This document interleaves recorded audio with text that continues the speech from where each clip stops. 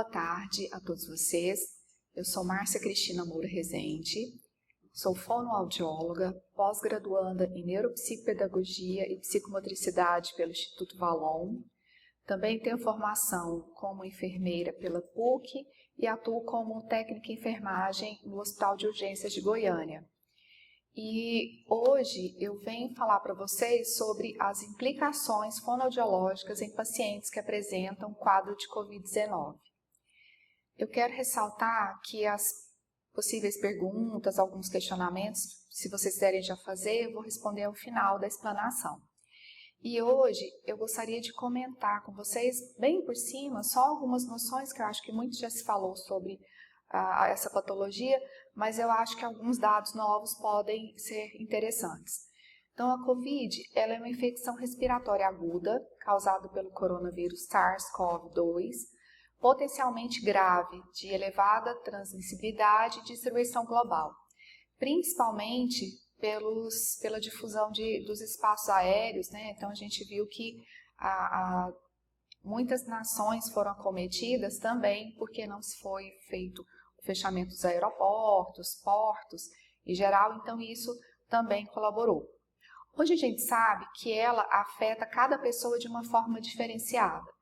E existem algumas pessoas, alguns pesquisadores que dizem que isso é em decorrência do componente hereditário ou componente genético. O que nós percebemos no nosso país é que nós somos um país continental, então nós temos um Brasil dentro de vários Brasis.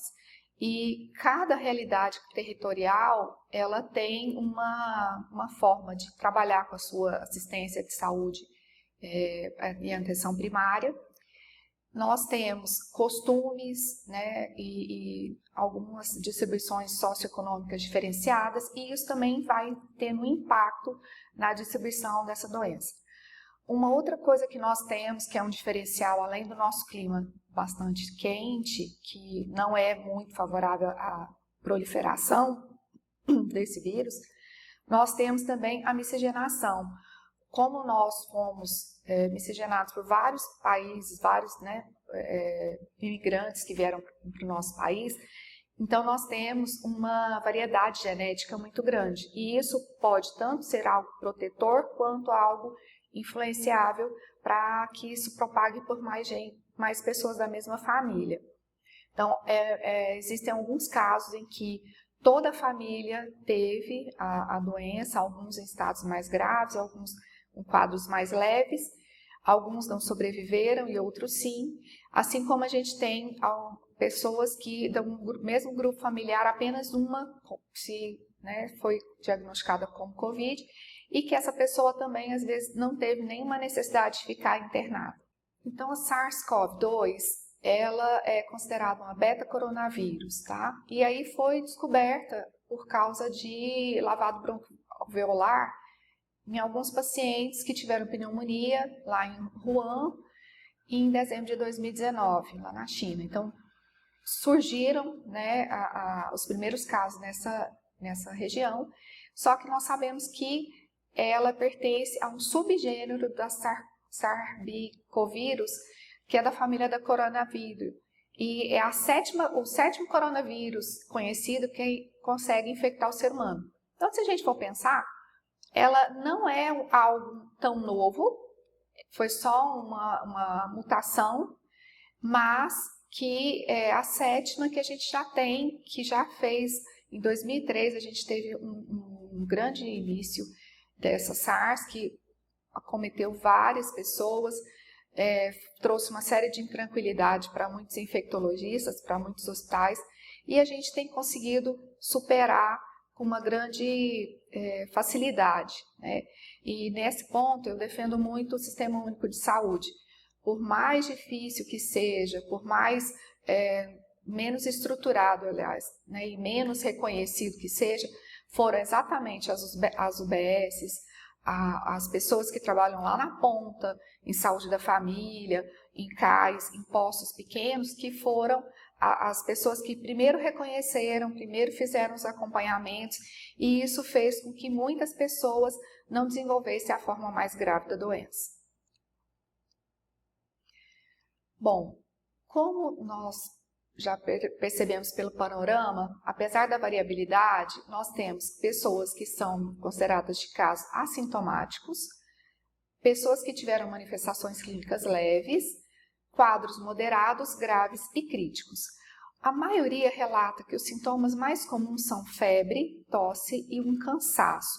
Só que é um cansaço muito exagerado e uma tosse normalmente seca. Essa febre, ela pode ser uma febre contínua ou ela pode ser uma febre que, às vezes, se você tomar um banho, um antipirético normal, você vai conseguir baixar dali algum tempo, passando o efeito da medicação, ela vai retornar. Outras pessoas, elas falam que, além desses sintomas, elas podem ter conjuntamente tensão e dores musculares, dores de garganta, como se fosse, por isso que fala que é uma síndrome meio que gripal, como se fosse uma crise de garganta, de amigdalite. Algumas pessoas têm diarreia, conjuntivite, dor de cabeça, perda de paladar e olfato, irritações na pele ou descoloração dos dedos, das mãos e dos pés.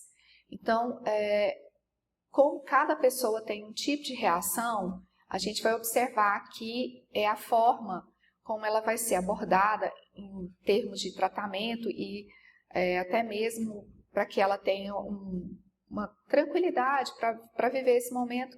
Lógico, com o confinamento, né, que a gente sabe, muitas coisas ocorreram e muitas pessoas, elas também tiveram alguns desses sintomas. Elas foram diagnosticadas inicialmente como dengue, tratou-se como dengue e depois de um certo tempo foi feito o exame e descobriu-se que era COVID. Então, assim como tem pessoas que achou-se que era COVID, fez o exame, começou-se um tratamento para COVID e a pessoa tinha uma dengue. Então, a gente tem que observar algumas coisas que acontecem, principalmente pela questão da prevenção. Eu vou falar muito com vocês a respeito da prevenção. Eu acho que o brasileiro hoje ele está mais antenado e está mais preparado, né, do que nós tivemos ano passado, apesar, né, de não ter sido feita uma boa psicoeducação da população brasileira. Mas o que a gente observa hoje com os dados epidemiológicos? 40% das pessoas desenvolvem os sintomas leves, tá? Ou são considerados assintomáticos. Tem uns que nem sabem, né, que tem, às vezes é uma dor de cabeça, uma tossezinha, uma gripe. Então, é bem tranquilo, a pessoa às vezes acha que é só uma gripe, um processo de amigdalectomia e depois, amigdalite, desculpa.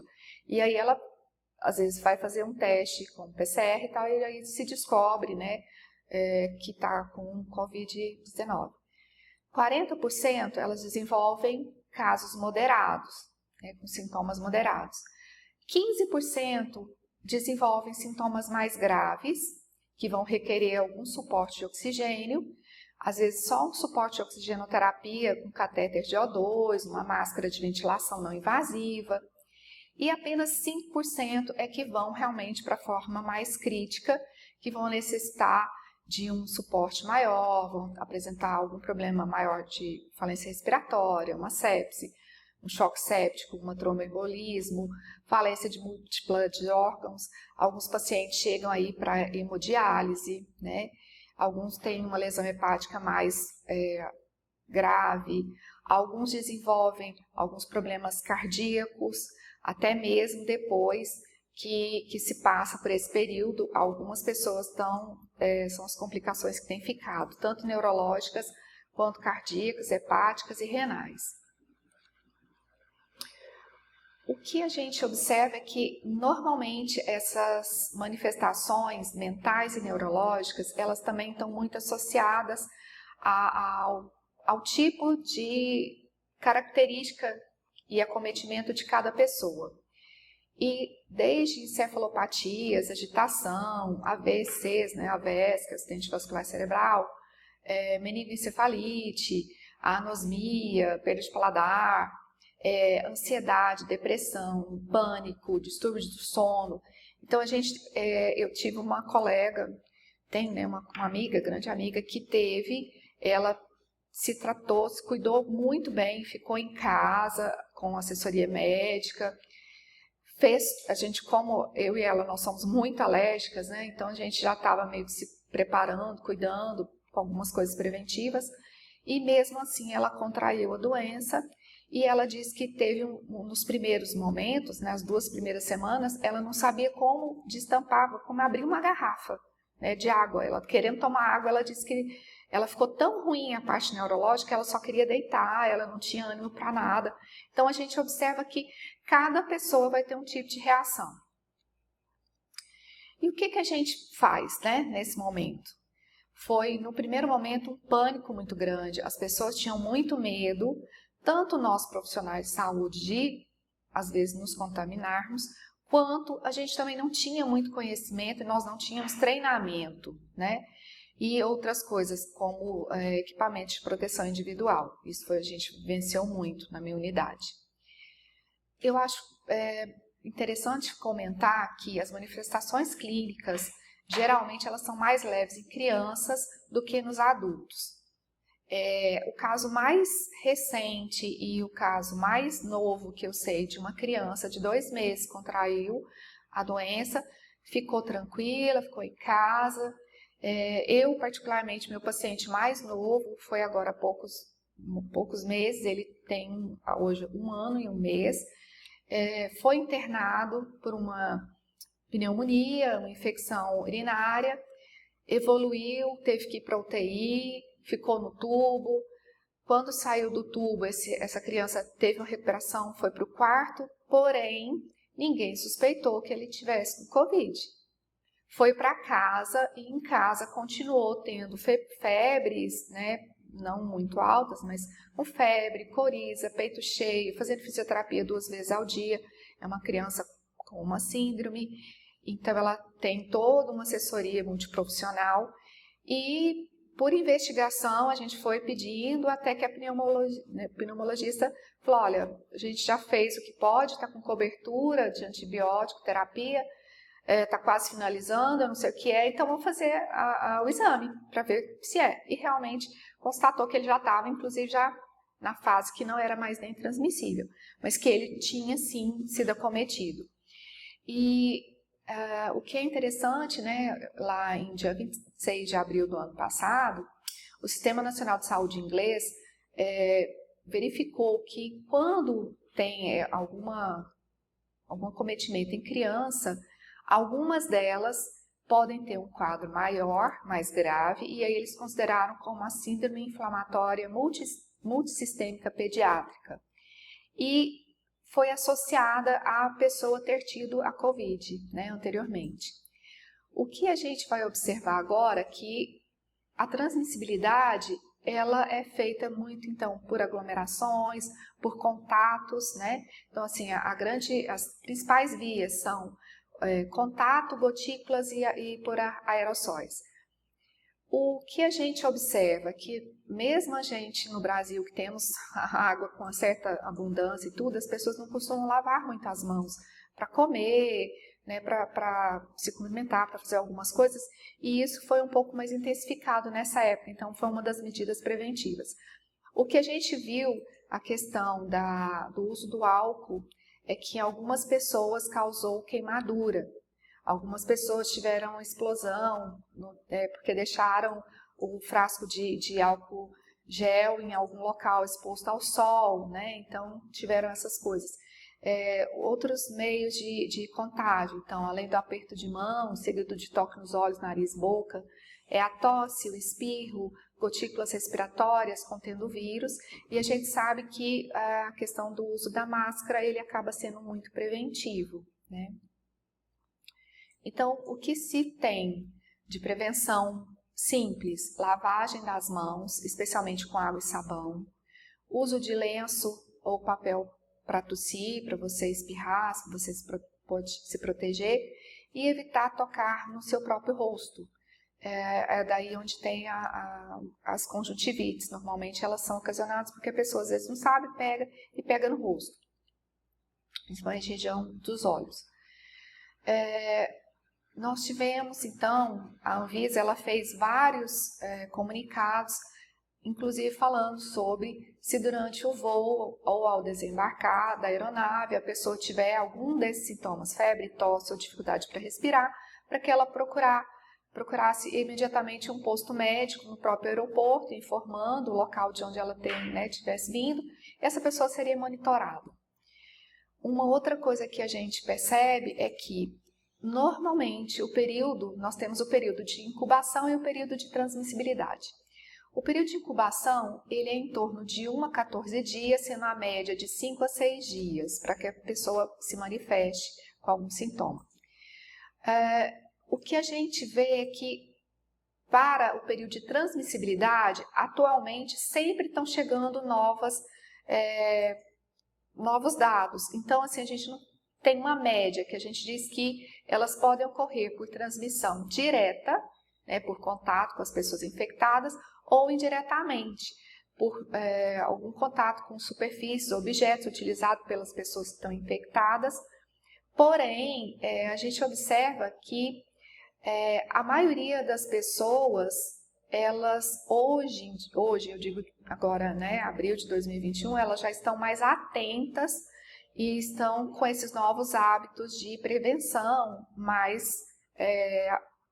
no seu dia a dia. Então, isso diminui um pouco mais que se faça essa transmissibilidade quando a gente sabe que você quer preservar o outro, a sua família. Então, as pessoas estão tendo um pouco mais de consciência. O que a gente também pode dizer é que o período de incubação, tem algumas pessoas, dependendo de como foi a carga viral que ela foi acometida, ela pode, normalmente, 48 horas antes também dela manifestar os sintomas, ela também pode transmitir, que a gente chamaria uma transmissão pré-sintomática. Algumas evidências, elas dizem que os portadores assintomáticos talvez possa ser também um alvo de transmissibilidade, mas isso não é um dado com tanta consistência em termos de trabalhos científicos de grande relevância. O que se sabe, a Organização Mundial de Saúde tem defendido, é que indivíduos assintomáticos têm menos probabilidade de transmitir, tá? Do que aquelas pessoas que desenvolvem a doença propriamente dita. Então, o que a gente observa é que existe uma suscetibilidade e as pessoas que têm uma certa imunidade, maior ou menor, para determinadas patologias.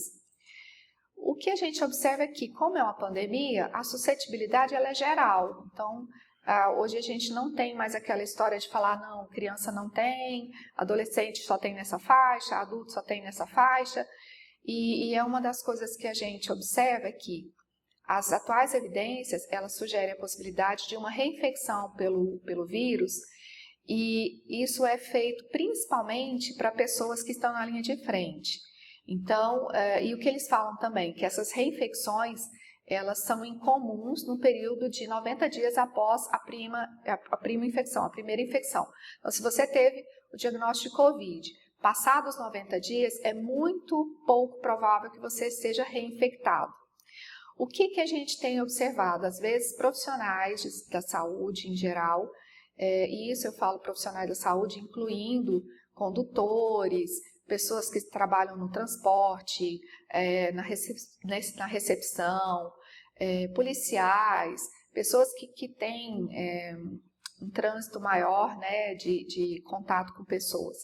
Então, essas pessoas, elas podem se reinfectar ou elas podem desenvolver algumas complicações da própria Covid, Eu tenho 2 amigas que não tinham nenhum tipo de comorbidade, foram acometidas. Uma teve trombose no olho, ela quase perdeu a visão, uma menina super nova. Uma outra que teve problema cardíaco, ela desenvolveu um problema na válvula mitral, coisa que ela não tinha anteriormente. Então, não se tinha histórico familiar e não se tinha nenhum conhecimento de que ela tivesse algum problema cardíaco anteriormente. Particularmente, a gente observa que, eu ainda sou antiga, eu falo assim que a clínica é soberana. Então, a gente sabe que o diagnóstico clínico ele tem um peso muito grande. E um bom profissional, ele vai fazer um diagnóstico através da investigação clínica, epidemiológica, vai fazer uma anamnese bem feita, o exame físico adequado e, muito provavelmente, aquele profissional que já está, às vezes, conhecendo aquela pessoa, já sabe um pouco do seu histórico, ela pode predeterminar e pedir, muitas vezes ela já faz até um esquema de medicação de prevenção, enquanto se espera o resultado do exame. E o que a gente observa é que a gente tem que pensar na questão parental. Então, você também tem que, se tem uma suspeita, esse profissional também tem que alertar a família para tanto fazer os cuidados com aquela pessoa e terem os cuidados para que eles não se contaminem, ou também para verificar se mais alguém foi acometido pela patologia. O diagnóstico laboratorial, ele pode ser realizado tanto por testes de biologia molecular, sorologia e os testes rápidos. Apesar que teste rápido tem muito falso positivo, mas é uma coisa que a gente tem lançado mão, né? E muitas vezes foi uma coisa determinante para que a gente não tivesse mais disseminação da patologia. O diagnóstico de imagem através de uma tomografia computadorizada de alta resolução, tanto para que a gente faça um cruzamento de dados, quanto para a gente fazer uma elegibilidade de acompanhamento. Então, muitas pessoas, muitas prefeituras, quando tinham alguns BS, alguns locais, eles colocaram profissionais para fazer o monitoramento através de telemedicina, com teleconsulta. E isso foi muito importante para que a gente também tivesse um dado epidemiológico. E aí a gente poder discriminar se aquela cidade ela já estava saindo do esquema, né, laranja para amarelo e assim sucessivamente até estar no estado mais controlado da patologia, e a gente fazer uma previsão de leitos também. Então, à medida que você faz um apoio de base, você diminui a incidência das pessoas terem uma forma mais grave e necessitar de um sistema de transporte, de suporte respiratório, de um sistema hospitalar. Uma coisa também que se faz muito, né, o Colégio Brasileiro de Radiologia e Diagnóstico por Imagem, eles determinaram que, quando realizada essa tomografia, que ela fosse feita com protocolo de baixa dose, até mesmo para você não expor muito a pessoa, porque dependendo de como for, você vai precisar de TCs de controle. E o uso de meio de contraste endovenoso, ele não estava sendo indicado, a não ser em casos bem específicos, né, e casos que tiveram maior acometimento, que a pessoa queria uma visualização melhor. O que a gente tem falado? Que nós temos que trocar a nossa preocupação pela prevenção. Prevenir é mais barato, é melhor, é mais efetivo, só que muitas pessoas não aplicam isso. A gente verificou que os estados e algumas cidades que utilizaram protocolos preventivos, elas estão bem tranquilas, elas não ficaram com o sistema público nem hospitalar particular saturado, e as pessoas tiveram bem menos índice de óbito ou bem menos índice de complicações. Dentre das medidas que o Ministério da Saúde recomendou, né, a gente diz que são as não farmacológicas, nós temos o distanciamento social, a etiqueta respiratória, então vem a questão de uso de máscaras, e aí a gente vai ver a troca dessas máscaras, porque muitas vezes, o que a gente faz, né? Então, nós temos desde essa máscara mais simples, tá? Algumas que, né, a gente tem algumas mensagens como essa, né, que algumas pessoas colocaram, porque é uma das coisas que na saúde a gente tem que ter muita fé mesmo, até as estilistas, né, que começaram a surgir, então máscaras bem mais elaboradas, com formato de 3D, principalmente para a gente que usa óculos, a gente não ter os óculos embaçados, tá? Quando a gente trabalha em pediatria, né? Então, as roupinhas, as coisas. Então, isso aqui virou item, vamos dizer assim, item de como se fosse um acessório, tá? Coisas de crochê, né? Então, quem tem mais habilidade. E os profissionais de saúde que necessitam de uma máscara em 95 ou essa aqui, dependendo do local, para se proteger pela questão da exposição, né? Que é bem maior. A questão da higienização das mãos, como eu falei para vocês, não somente com álcool 70. Então, a gente deixa o álcool 70 para quando você não tem um local para lavar as mãos. Ou você pode lavar as mãos com água e sabão e usar também o álcool. Dependendo do público que você está trabalhando e atendendo, isso é até recomendável. A gente também nós temos que pensar também a questão da limpeza, desinfecção do ambiente em geral. Então, nos locais em que a gente tem um fluxo de pessoas, a gente fazer o dimensionamento, né? Então, um corredor só vai, um corredor só vem.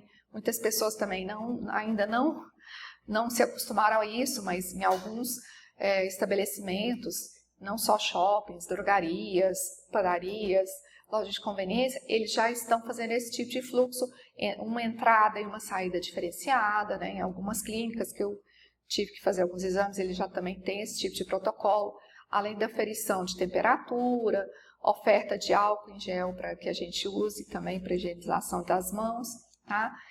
E o que a gente também tem que observar, que uma outra medida não farmacológica, é como fazer esse isolamento, tanto dos casos suspeitos quanto dos confirmados, e os que a gente teria que fazer essa dita quarentena, né? Outra coisa que a gente vai falar depois um pouquinho é sobre o Plano Nacional de Operacionalização da Vacinação, que está sendo muito criticado. Mas o que se pensou? Como nós temos uma população idosa que é mais fragilizada, então os extremos de idade, tanto crianças muito novas quanto os idosos, estão considerados frágeis, e pela própria sistema de imunidade, que é menor. Então fez-se uma opção para que essas pessoas mais velhas fossem, porque normalmente quando se tem a aquisição, né, do vírus, é normalmente essa população que vai necessitar de suporte médico hospitalar. E aí, então, você faz esse primeiro crivo, então, com elas, os profissionais da linha de frente, desde segurança pública, saúde, a educação que está tentando também, né? A gente sabe de muitas professoras que foram acometidas pelas aulas presenciais, por mais que tenha-se os cuidados, uma parte da turma faz online, uma parte da turma presencial, que as crianças troquem de máscara após o recreio, mas é muito difícil, principalmente as professoras de ensino dos anos iniciais. É muito difícil você não ter um contato físico com as crianças. E as próprias crianças, assim, que brincam com a máscara, babam na máscara e fazem uma série de coisas. Então, a gente também percebeu que essa população deveria também ser vacinada, eles estão tentando, já tem algumas pessoas que estão fazendo um trâmite para que elas também sejam as próximas a serem vacinadas, né? Pessoal que também trabalha muito com coleta seletiva de lixo, essas coisas assim. Então, tem muitas áreas também que as pessoas acabam se expondo, né? E que todo cuidado não só para a Covid, a gente fala aqui para todas as patologias. Inclusive, na minha unidade, o grande problema que nós tivemos no Hospital de Urgências de Goiânia no ano passado foi e eu fui uma das que mais briguei, porque nós não estávamos tendo os equipamentos de proteção individual adequados, nós não tínhamos treinamento, e às vezes não era nem porque não tinha na unidade, tinha, mas as supervisoras, as chefias não estavam levando a sério. E quando a gente começou a brigar, quando colocou isso na mídia, aí sim foi que começaram a distribuir.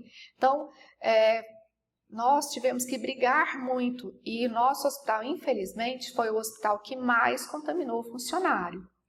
Desde o pessoal que estava lá na condução, né, os condutores, o pessoal da recepção, até o próprio pessoal da enfermagem, o pessoal da medicina, da fisioterapia.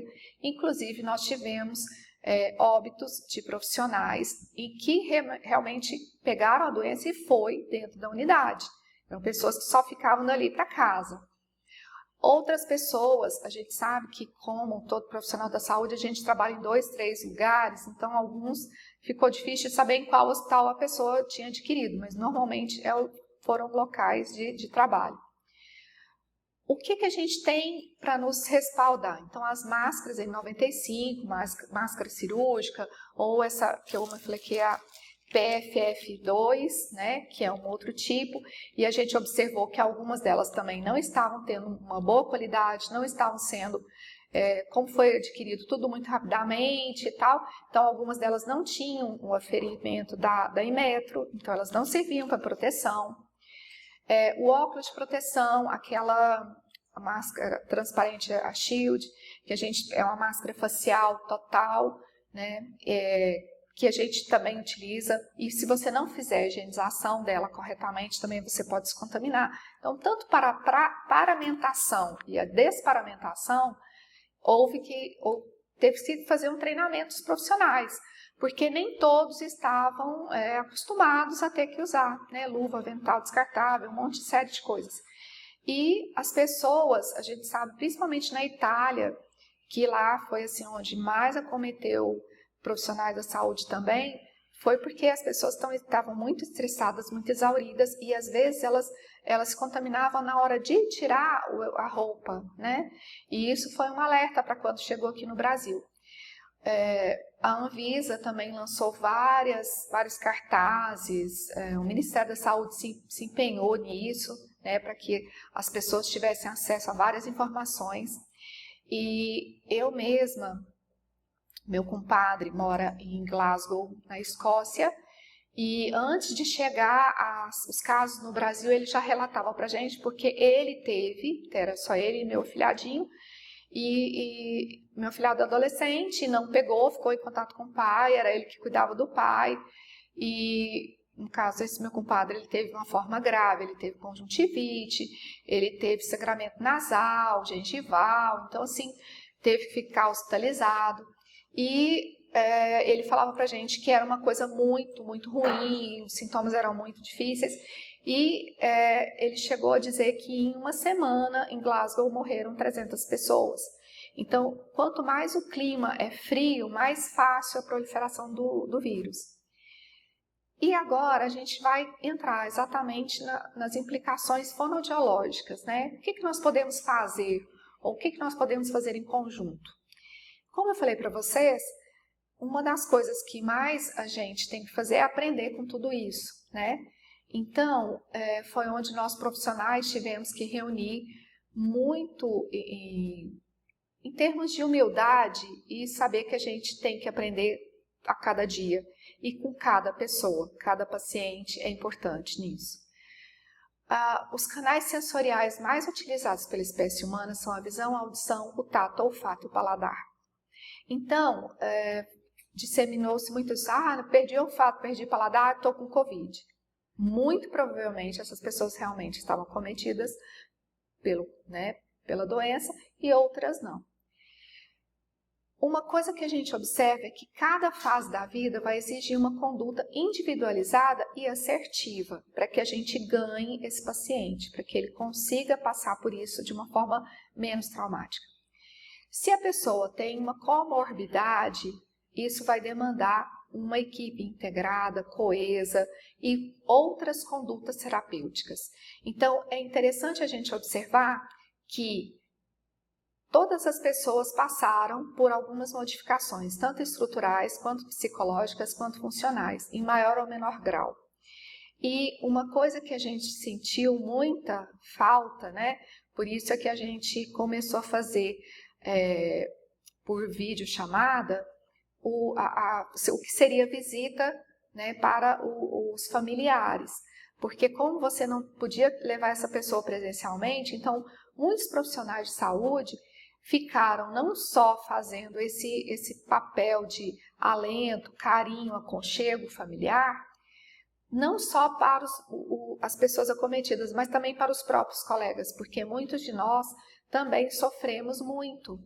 E nós tivemos muitos colegas que faleceram, muitos colegas que ficaram com sequelas, muitos colegas que tiveram problemas de família, muitas perdas familiares. E assim, nós não podemos deixar de atuar.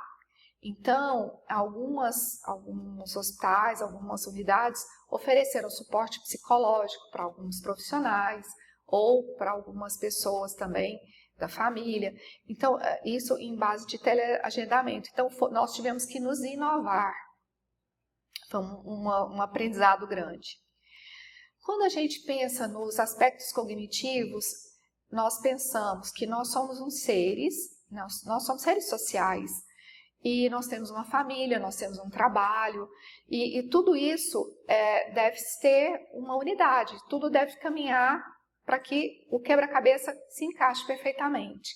Quando a gente tem alguma ponta desse quebra-cabeça que não está certo, que não está bem, o resto vai ser desestruturado. Uma coisa que a gente tem que levar em consideração quando a gente está avaliando a pessoa é o aspecto de cognição.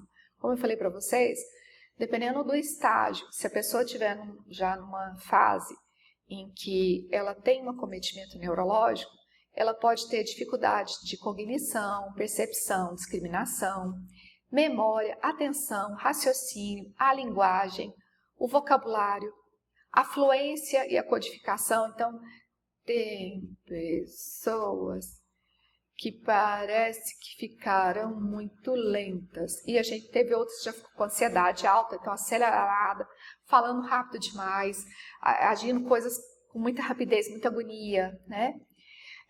Algumas perderam compreensão de leitura e escrita.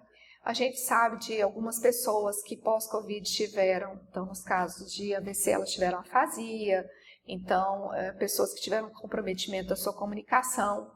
A gente sabe que teve muitos casais, né, também, e nessa história dos casais a gente tem duas coisas. Alguns que o cônjuge pegou, a outra pessoa também pegou a mesma patologia, outros em que um dos cônjuges pegou a patologia e o outro não, e nem os seus filhos.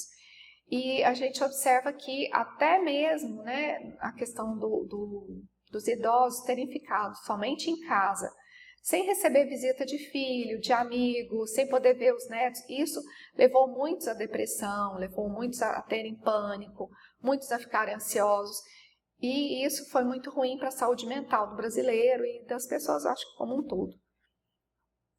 Uma coisa que a gente fala que é muito importante é a orientação que é realizada, especialmente, não só as orientações gerais, mas as orientações multiprofissionais.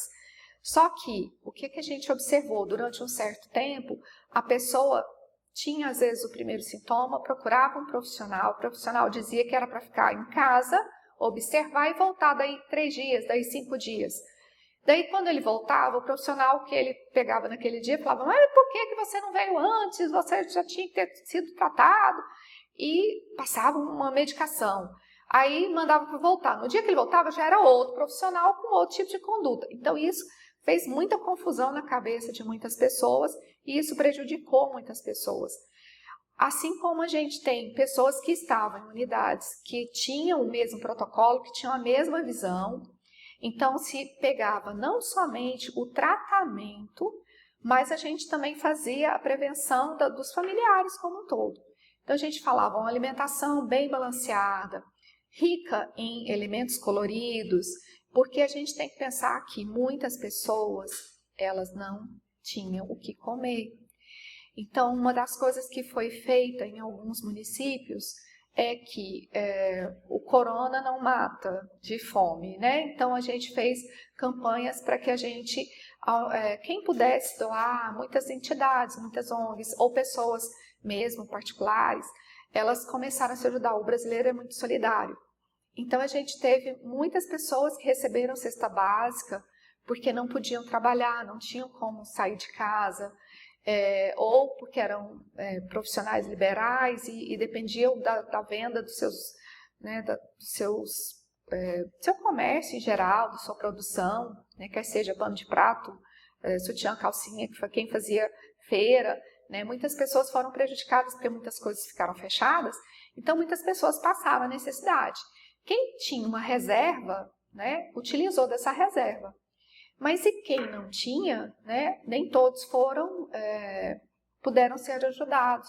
mas houve-se muita coisa falando a respeito do auxílio emergencial, de quanto que era, de quanto que não era, mas assim, a gente sabe que muitas famílias tiveram não só o auxílio emergencial, mas também de dinheiro, mas também desse de apoio espiritual, de apoio de alimentação, de apoio para cuidar, né, de algum familiar, que às vezes a pessoa não podia, então estava às vezes hospitalizada, e quem que ia ficar com os filhos, quem que ia ficar com os pais, quem ia ficar, né, com as outras pessoas. Então a gente teve a solidariedade, né, muito grande nesse período. Assim mesmo, nós observamos muitas dificuldades e também agora muitos desafios. Qual a grande dificuldade? A gente sabe que a desnutrição já é uma coisa crônica no nosso país. Nós tivemos a ausência de motivação não só das próprias pessoas, pela perspectiva de ver, porque falava assim, nossa, morreu tanto. A mídia, ela enfatizou muito só o lado negativo e ela só aterrorizando. Muitas mídias, eu não vou falar todas, mas uma grande maioria das mídias vamos dizer vulgarmente, tocar o terror ao invés de fazer uma psicoeducação bem efetiva. Então, muitos materiais que foram lançados, veiculados nos jornais, nas televisões, mesmo para as pessoas passando em áudio, WhatsApp, era uma coisa muito de terrorismo. E outras pessoas já tentando, não é que a gente quer o campo da carochinha, ninguém queria ser a Poliana, tudo que é feliz, mas a gente passar coisas boas, porque a gente sabe que isso impacta na saúde mental. E se você tem uma qualidade mental saudável, você vai ter uma boa imunidade e qualquer outra patologia vai ser mais difícil de te acometer. O que aconteceu também nesse período de confinamento foram muitos os conflitos familiares, desde brigas de cônjuges, brigas familiares que já existiam, que foram exacerbadas, tantos casos de feminicídio, homicídio, pessoas que se suicidaram, né? Então, o índice de suicídio foi muito grande e isso não é muito comentado. O índice de pessoas que desenvolveram crises de ansiedade, crises de pânico, né? Então, assim, muitas pessoas, elas por estarem vivendo nesse marasmo, nessa forma como foi colocada, muitas pessoas começaram a se fechar em copas. Existem pessoas que não saíam para nada, né? Às vezes os filhos colocavam a comida, algumas coisas na porta e nem entravam em casa. E muitas delas pegaram a doença, né? Então, assim, pessoas que foram para a chácara, para a fazenda, para a casa não sei o quê, e às vezes lá elas também contraíram. Então, assim, é muito individual, né? Como a gente pode ver, assim, a questão da suscetibilidade ela é geral. Agora, se eu tenho uma boa imunidade, a minha chance de contrair qualquer patologia vai ser muito menor. Um outro impacto que nós tivemos foi a deficiência nas estruturas, tanto da educação, da saúde, da moradia, a questão econômica, o pouco treinamento, profissionais sobrecarregados e uma série de coisas. Então, a gente viu aí desde a evolução, né, que quando começaram lá os pombos correios, até a gente ter as cartas, os telégrafos, os telefones, agora os telefones celulares, os tablets, toda a tecnologia que a gente tem hoje, mas ela não tem a acessibilidade em todos os países, em todas as regiões, até mesmo aqui no nosso país, né? A gente ainda observa que o acesso às informações também não é feito de modo efetivo. E isso eu não estou dizendo assim, só porque a cidade é pequena. A gente viu cidades pequenas de tipo Porto Feliz, Porto Seguro, que tiveram um controle perfeito, mesmo com turismo sendo liberado depois do final do ano e tal, e que está se mantendo, não está tendo caso grave, até cidades maiores, né, que também tiveram um certo cuidado, um certo controle e uma forma diferenciada de gerenciar, não só com lockdown. Então, faça escalonamento, procura não impactar tanto na vida das pessoas, na economia do local. E isso também foi uma coisa positiva, porque as pessoas ficaram bem menos, vamos dizer assim, não só do ponto de vista de elas não tiveram tanto impacto econômico, nem social, nem cultural. Então, assim, as coisas foram melhores. E um dos grandes desafios também foi para que nós tivéssemos a aquisição dos materiais, a aquisição de conhecimentos, posturas, né? Então, não só insumos, a gente também teve que ter uma nova mentalidade e comportamental. Então, isso foi uma coisa para todos. O que a gente viu também de pais que agora são pães, né? Porque a gente sabe de muitos casos de grávidas que acabaram falecendo, seus filhos conseguiram sobreviver. Outros casos em que as pessoas, né, tiveram que assumir papéis diferentes, tanto em relação a si quanto aos seus cuidadores. Os cuidadores que a gente sabe que tem alguns filhos que não moram no país e algumas outras pessoas que cuidam. Assim como a gente tem pessoas, até no mesmo próprio país, eu tenho uma amiga que mora em Belém e os pais no Rio. Então, ano passado, com todo o auge, a mãe faleceu, mas não foi de Covid, já tinha Alzheimer e outras complicações de saúde. E ela acabou, coincidentemente, pedindo aposentadoria, saiu e ela foi morar com o pai no Rio para cuidar do pai. Então, a gente observa assim, que são vários desafios que a gente tem, né? Então, são muitos impactos. Os focos, né, principais do nosso trabalho, enquanto, principalmente, profissional da fonoaudiologia, atuando em hospital, ambulatório, e especialmente quem está com o paciente pós-Covid ou está ainda em tratamento de Covid, que está hospitalizado, primeiro a gente tem que observar a postura corporal, principalmente não só o corporal como um todo, mas também postura de cabeça. E se tiver entubado, se essa intubação, por quanto período, vai fazer a transição para a traqueostomia, quanto de protocolo, cada serviço tem seu protocolo, com quantos dias você já pensa em fazer uma traqueostomia, dependendo dos exames, né, a pessoa vai usar uma dieta parenteral, enteral, ela vai passar por uma gastrostomia, ela tem condição de ser liberada por uma dieta de via oral. Como que está a parte respiratória, né? Como é que está a aeração? Quanto que ela está conseguindo receber de oxigênio? Como que está sendo essa troca gasosa? Como que está a postura, força de língua? A gente tem que fazer o alerta oral, principalmente pacientes comatosos, né?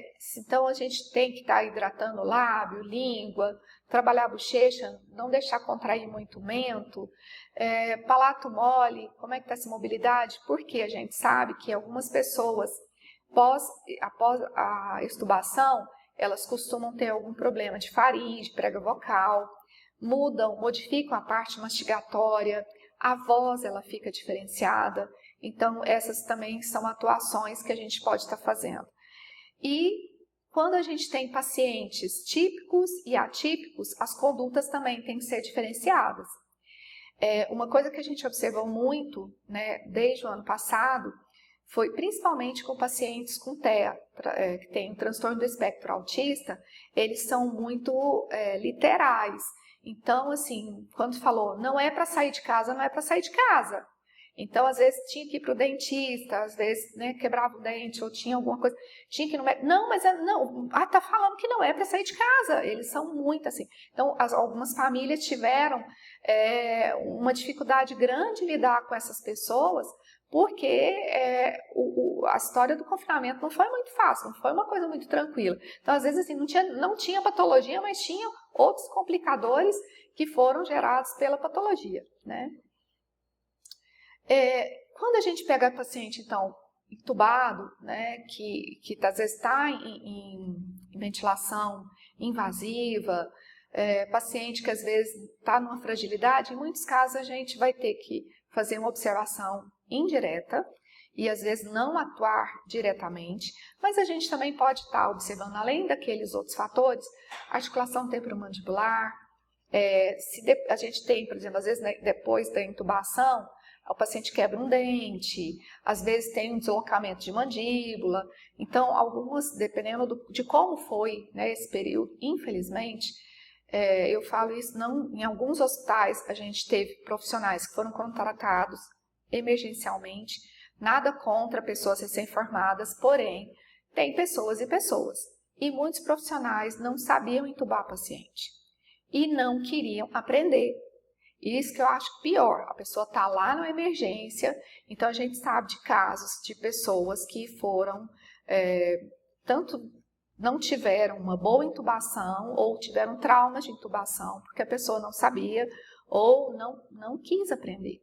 E a gente sabe que quanto mais prática, melhor é. Lógico que a gente está sujeito a ter as falhas, mas existem casos e casos.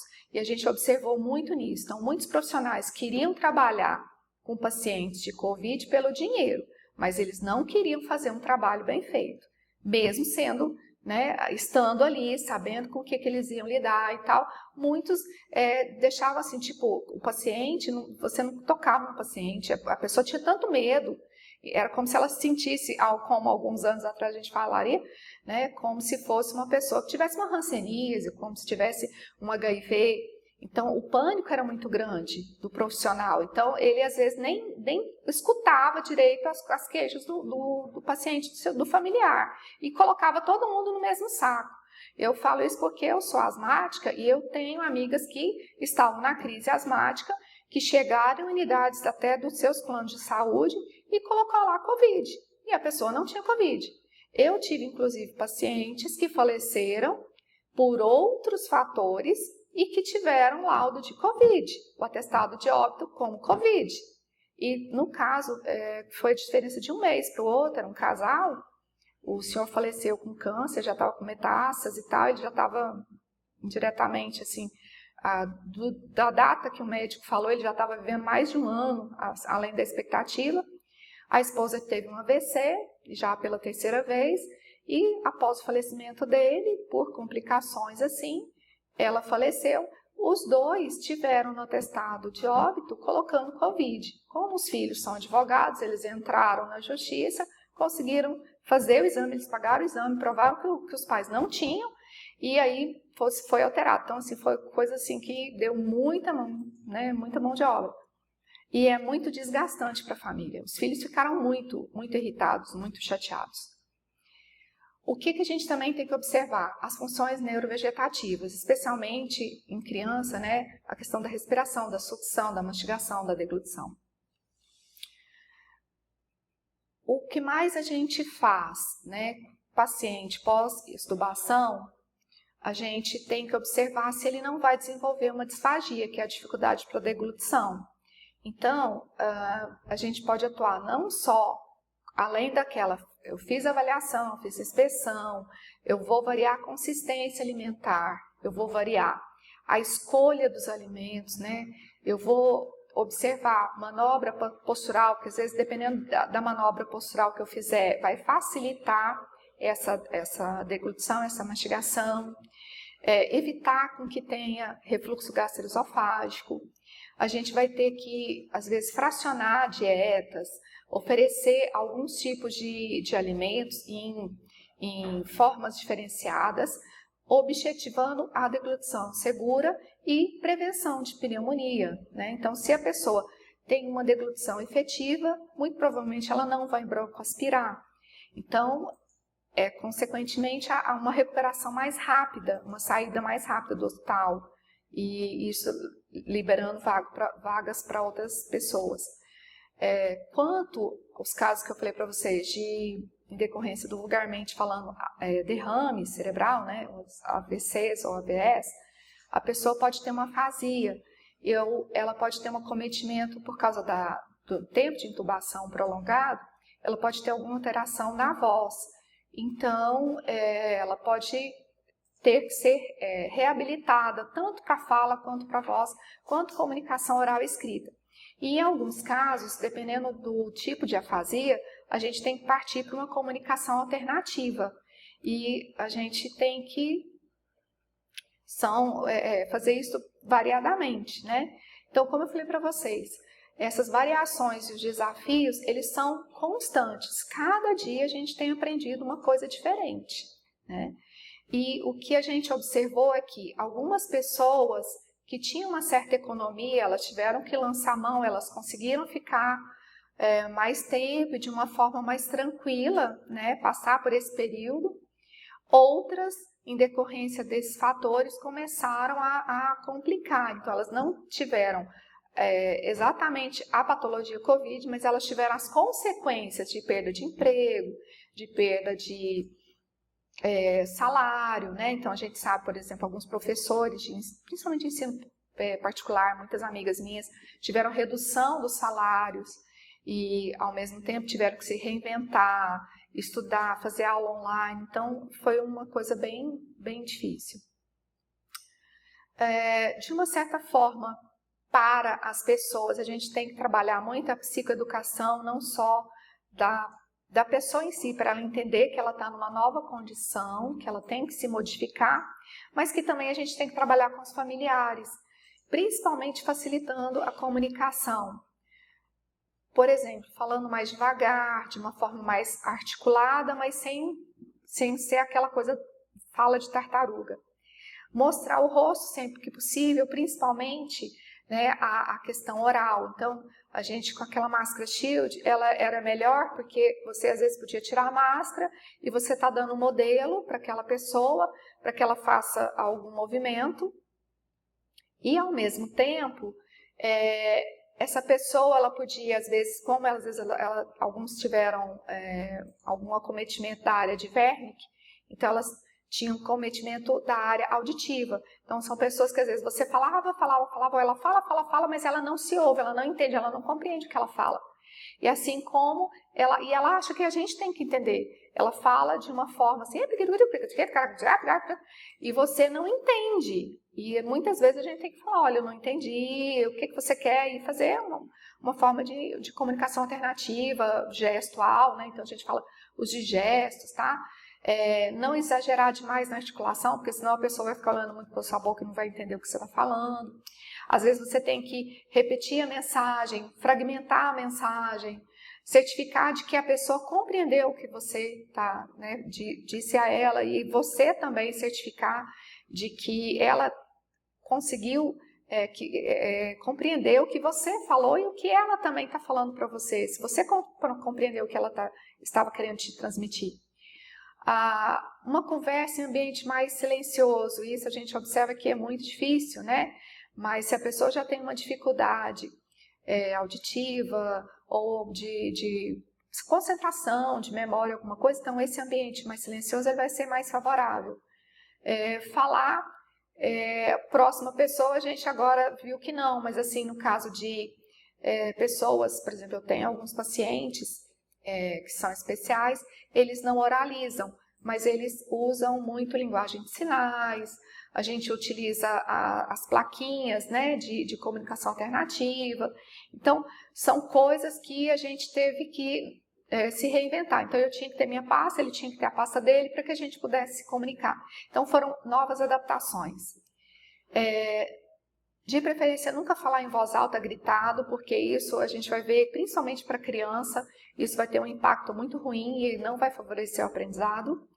E ser paciente tolerante, né? Não só com o outro, mas também conosco, porque nós também somos seres, né, humanos, nós temos as nossas falhas, as nossas dificuldades, mas nós temos também nossos potenciais. Então, muitas vezes eu aprendo com o outro aprende comigo, e isso faz com que nós saiamos bem melhores, as situações sejam muito mais fáceis. Como eu falei para vocês, além da gente ter o grande problema do desafio de tudo que tem ocorrido, a gente tem, por exemplo, pessoas que elas ouvem, mas elas não escutam, né? Então, é como se você falasse e a pessoa não entende.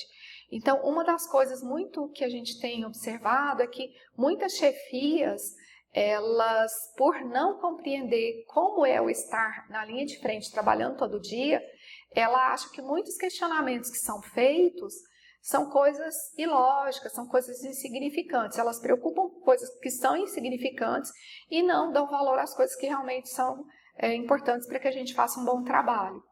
Então, nem todos os colegas tiveram, né, esse apoio. E a gente fala que usar a criatividade sempre é o melhor para se fazer, né? Então, a gente tem que lançar mão do nosso kit pobreza, do que for. Algumas pessoas que tiveram, principalmente internadas por longos períodos, elas perderam marcha, então elas perderam a coordenação motora grossa, e não só os fisioterapeutas, mas os terapeutas ocupacionais, professores de educação física, as pessoas assim foram muito requisitadas para poder fazer não só esse trabalho de adaptação à nova realidade, até a transição para que a pessoa voltasse a caminhar, né?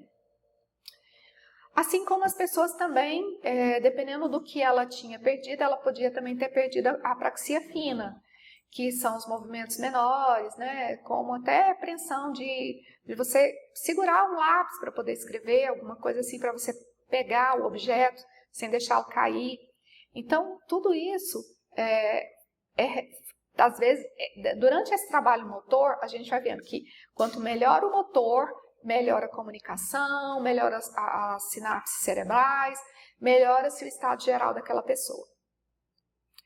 O nosso grande desafio é utilizar de acordo com aquela situação, com aquele paciente, utilizar o que nós temos ali à mão da melhor forma possível.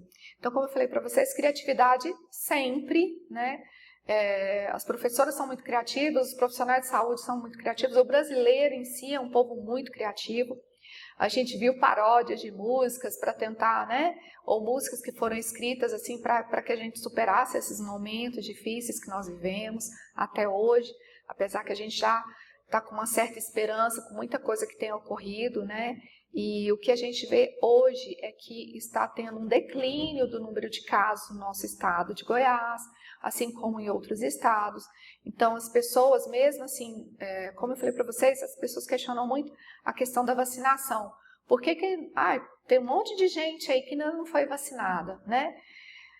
E como cuidar das pessoas se nós também não nos cuidamos? Não é só a vacina, né? A vacina ela é um coadjuvante, mas a gente observa que o trabalho preventivo, ele tem um efeito muito bom.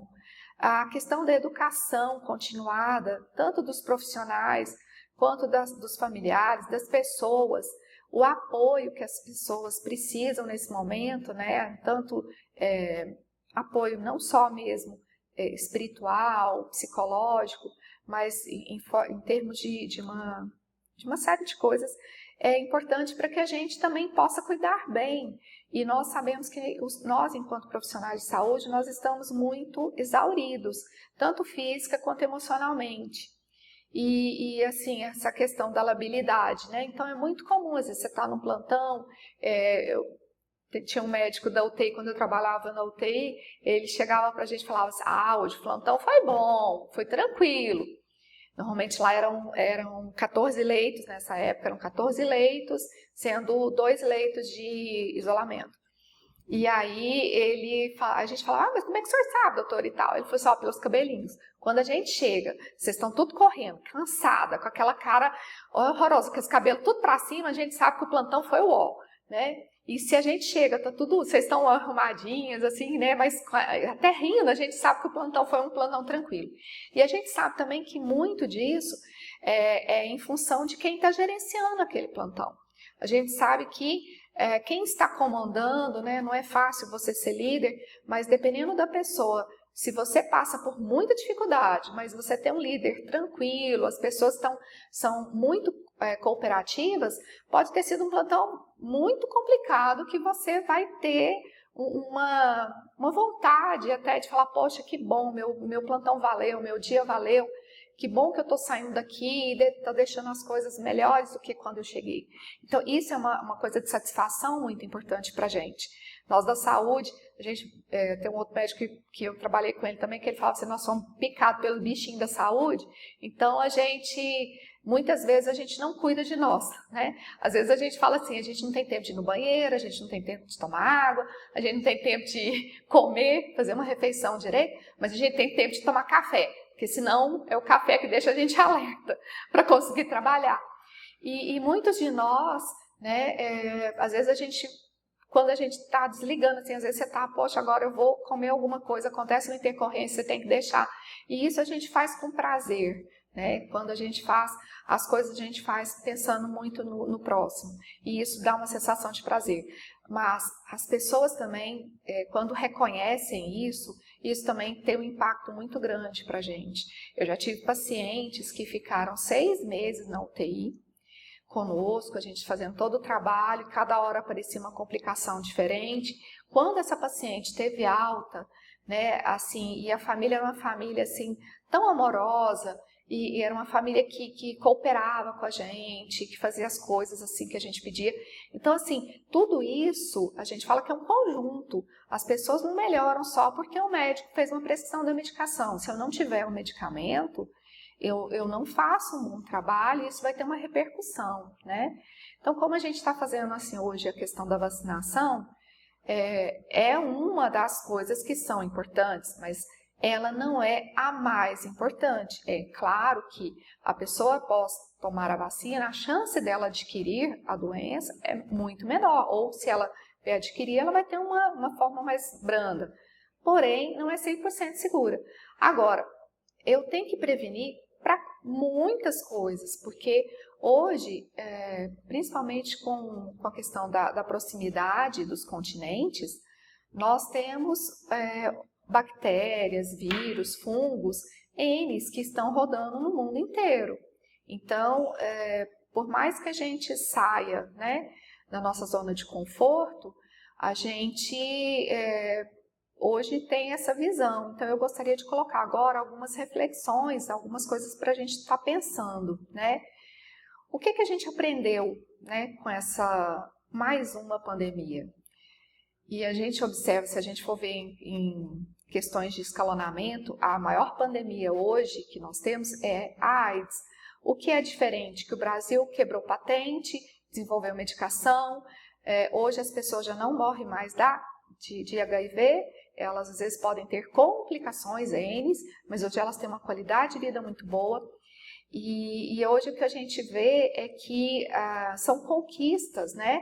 Então agora, assim, está se falando muito sobre Covid final de 2019 até hoje, mas não é só isso, a gente ainda tem muitas pessoas hoje morrendo por dengue, por câncer de diversas, né, variações, pessoas que estão se suicidando, pessoas que estão tendo muitos problemas psicossomáticos, doenças psicossomáticas, tem elevado muito, e isso em crianças também, né?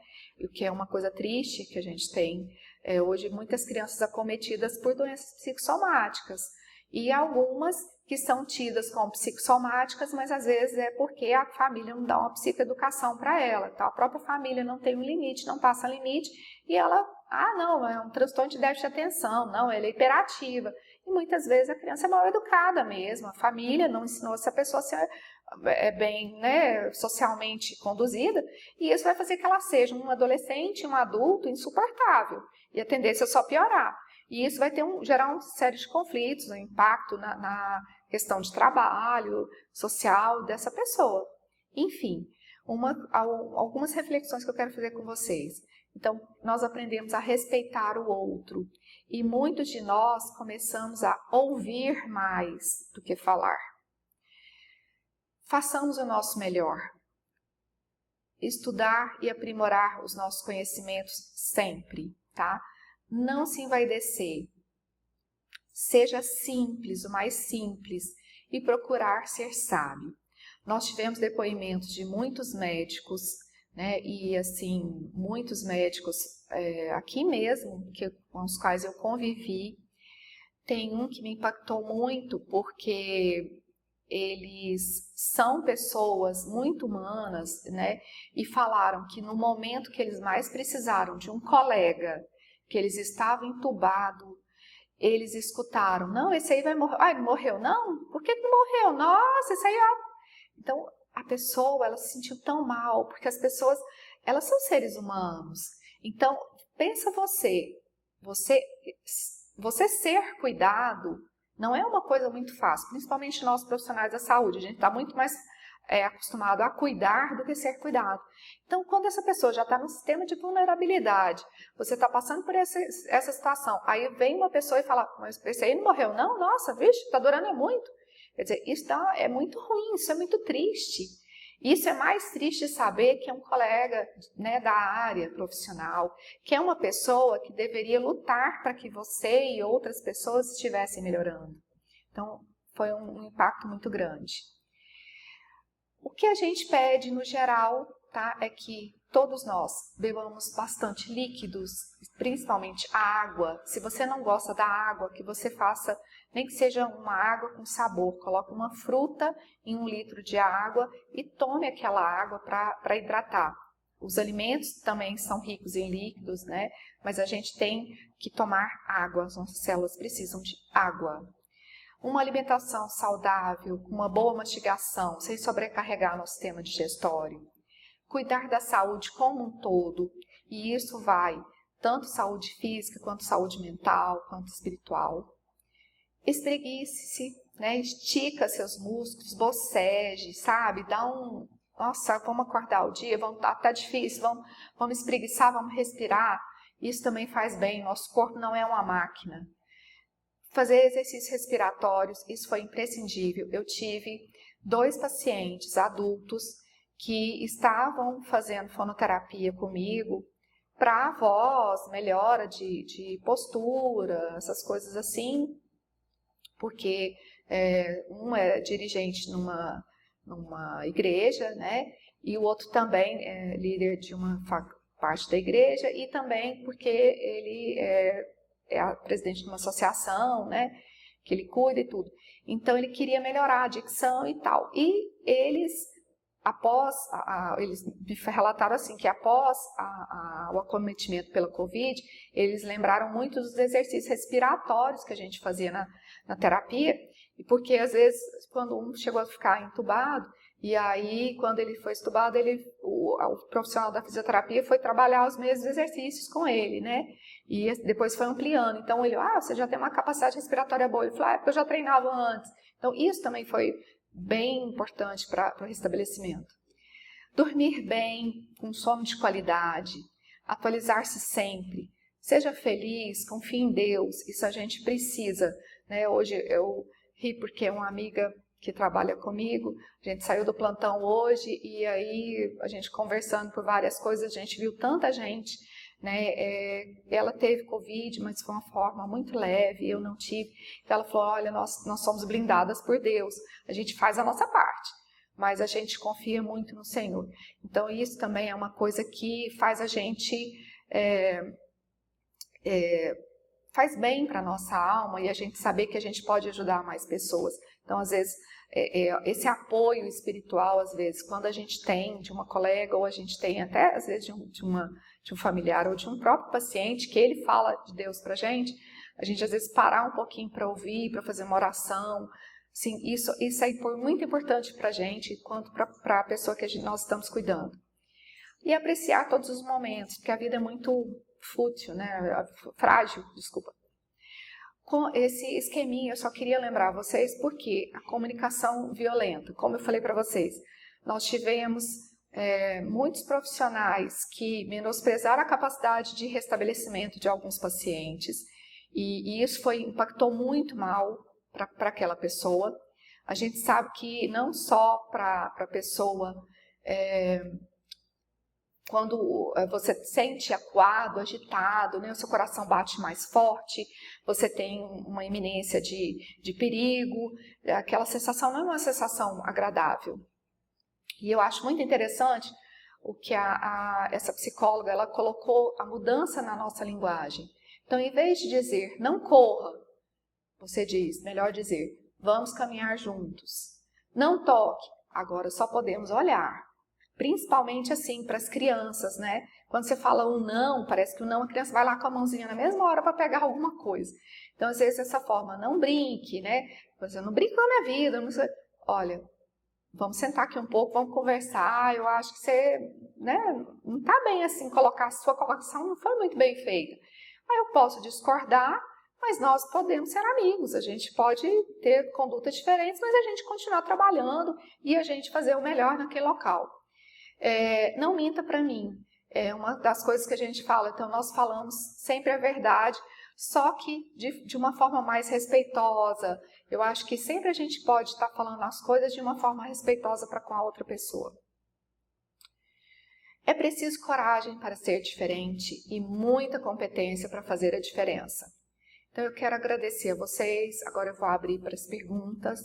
Espero que muitas coisas tenham, né, ficado, acho que um pouco, pelo menos um breve conhecimento do que é a atuação fonoaudiológica, tá? O que a gente pode estar colaborando, e lembrando sempre que nós não somos seres sozinhos, solitários, nós precisamos uns dos outros para que o trabalho seja bem feito, né? Então, muito obrigada pela atenção de vocês, e agora eu coloco à disposição para que eu possa responder algumas perguntas caso surjam, ou se vocês preferirem mandar por e-mail, né, ou me ligarem, tá bom? Se por acaso eu não atender na hora que eu estou fazendo um atendimento, depois eu retorno a ligação, pode mandar o WhatsApp, às vezes eu respondo, demora um pouquinho, mas eu respondo, tá bom? Muito obrigada, e eu espero que hoje eu possa ter contribuído um pouco mais com vocês para que a gente faça uma saúde mais humanizada, né, e um atendimento mais qualificado. Muito obrigada.